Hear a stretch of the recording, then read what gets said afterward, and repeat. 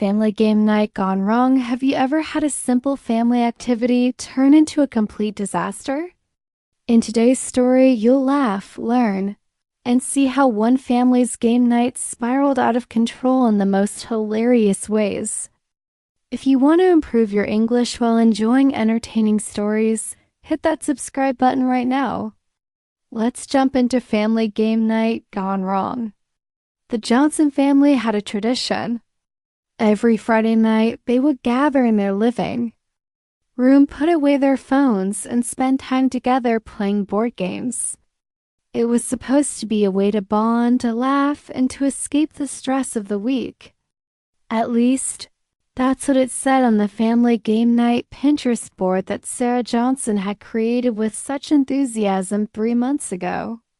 Family time strengthens relationships. Sarah had read aloud from her parenting magazine. Her husband, Tom, had nodded absent-mindedly while scrolling through sports scores on his phone. Their teenage daughter Emma had rolled her eyes dramatically, and their 10-year-old son Max had continued building his Lego spaceship, completely ignoring her.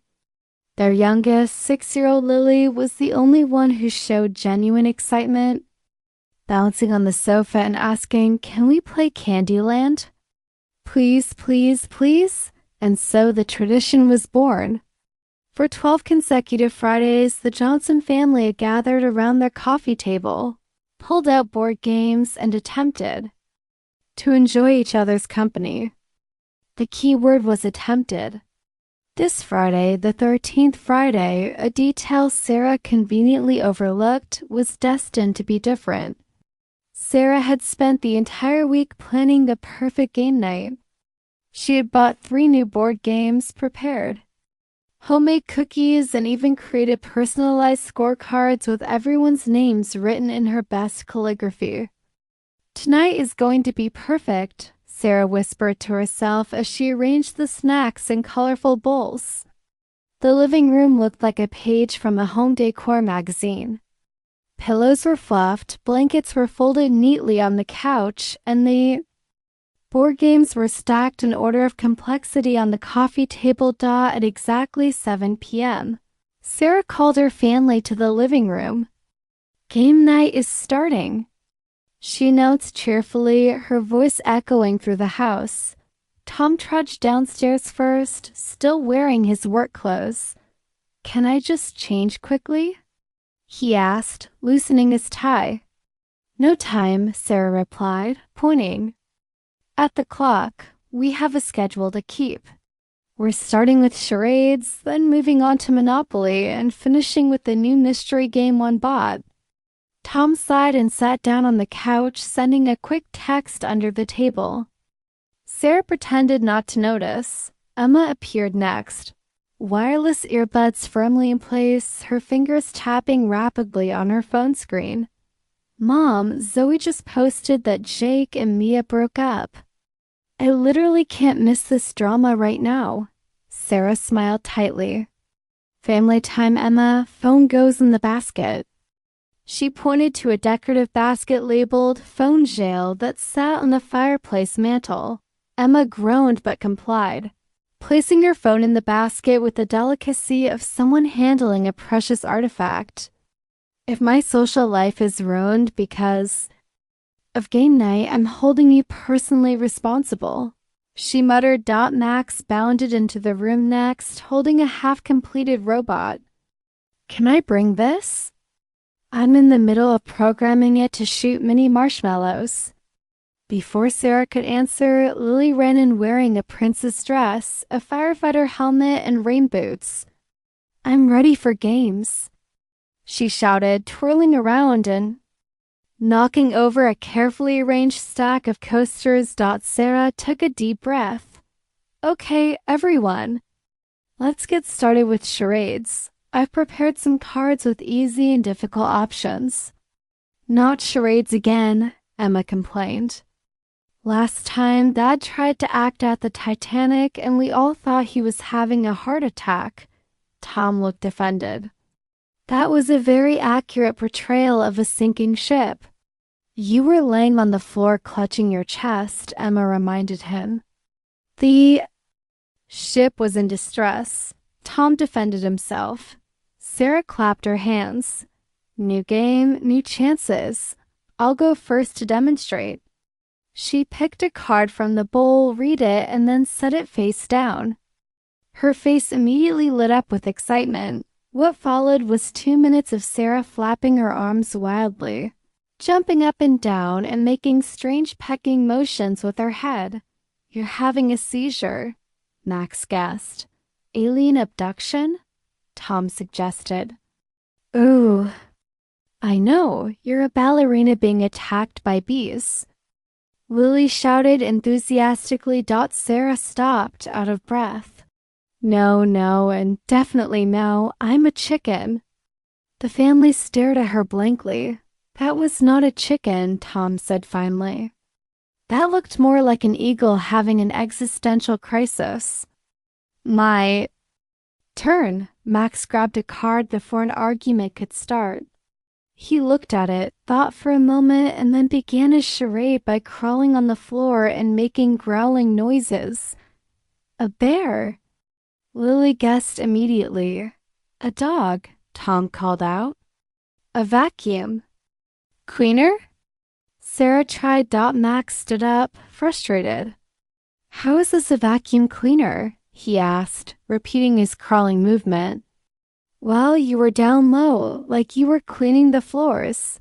Sarah explained defensively. Emma, who had been watching with obvious boredom, suddenly sat up straight. Wait, I know what it is. You're acting out the evolution of man. We just studied that in biology. Max's face lit up. Yes, that's it.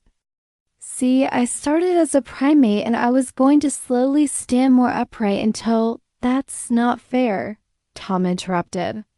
How is a 10-year-old supposed to act out the evolution of man? These cards are too difficult. Sarah pulled the card from Max's hand. Actually, it says monkey. He was just being a monkey.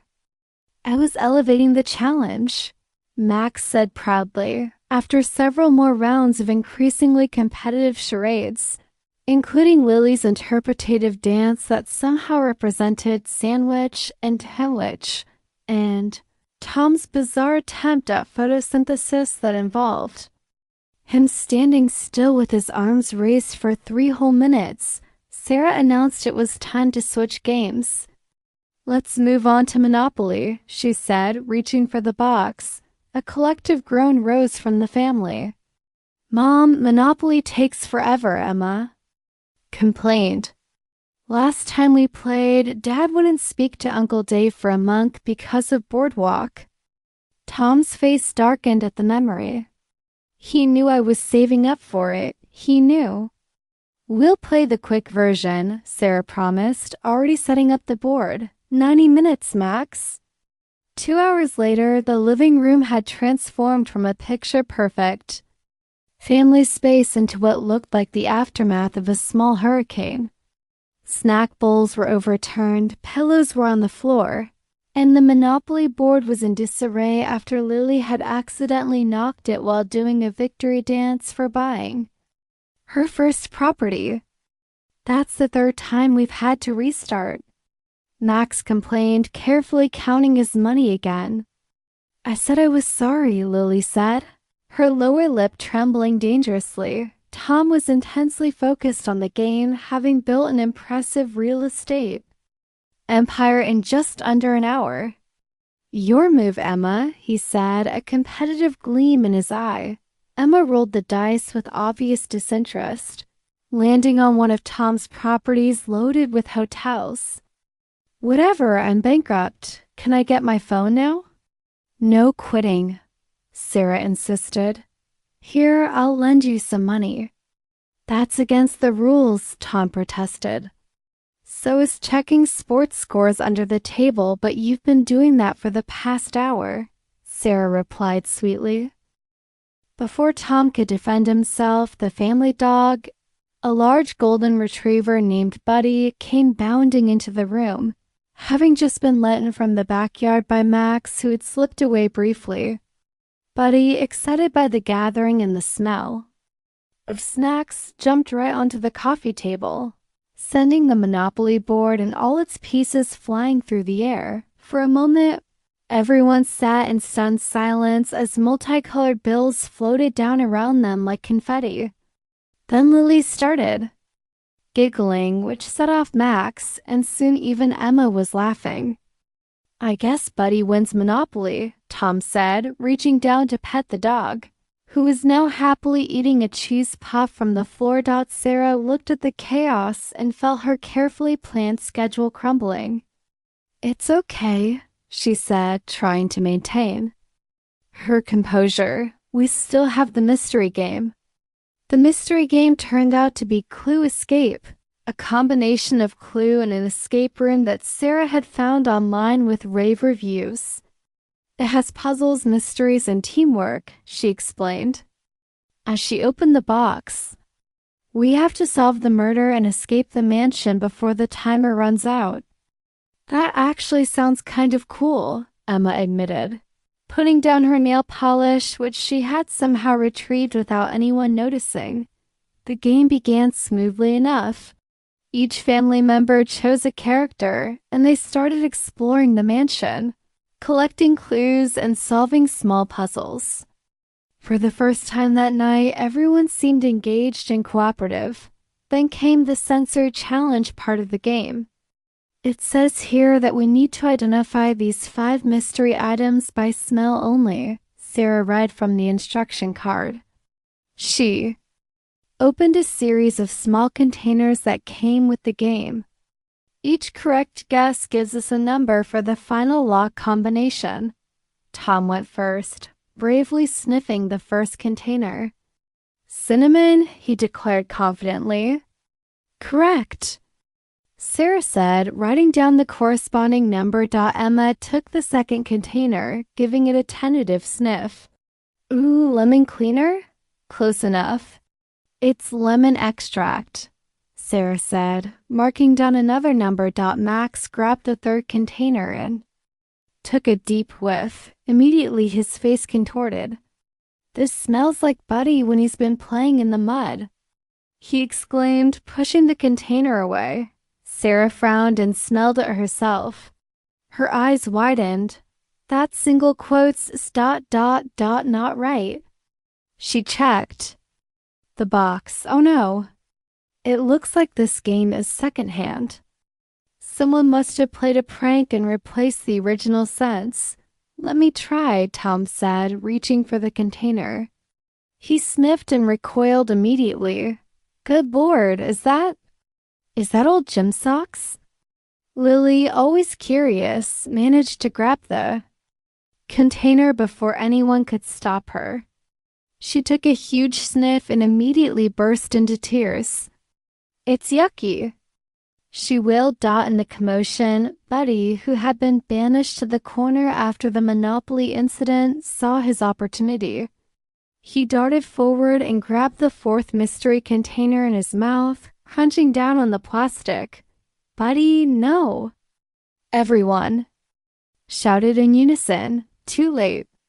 The container broke open, releasing a cloud of fine powder that looked suspiciously like cayenne pepper. Buddy sneezed, sending the powder flying into the air. It settled on the coffee table, the remaining game pieces, and dusted Tom's dark pants with a fine red layer. Then several things happened at once. Buddy started running around the room, sneezing repeatedly and knocking things over. Tom jumped up, trying to brush the pepper off his pants, but only succeeding in getting it on his hands, which he then accidentally rubbed in his eyes. Lily, still crying from the bad smell, ran to her mother. Max tried to help by grabbing a glass of water and throwing it toward Tom to wash off the pepper, but missed and hit Emma instead. "My hair!" Emma shrieked as water dripped down her perfectly straightened locks. "That took me an hour." Sarah stood in the middle of the chaos, watching her perfect family night disintegrate. The timer from the escape room game buzzed loudly, indicating their failure to solve the mystery in time. "Well," Tom said, his eyes red and watering from the pepper. I think we can safely say we've escaped family game night instead. Just then, the power went out. The room plunged into darkness. Nobody move, Sarah instructed, her voice surprisingly calm. There are game pieces everywhere. I'll get some candles. I can't see anything, Lily whimpered. It's okay, Max reassured. I've got my robot. It has LED eyes. There was a clicking sound, and suddenly 2 small blue lights illuminated the room. Great, Tom said. Now we look like we're in a horror movie. Sarah returned with candles and a flashlight. As she lit the candles around the room, the family gathered on the couch, surveying the damage. The living room looked like a battlefield. Game pieces were scattered everywhere, red pepper dusted every surface. Water had soaked into the carpet, and Buddy had retreated under the table, still sneezing occasionally.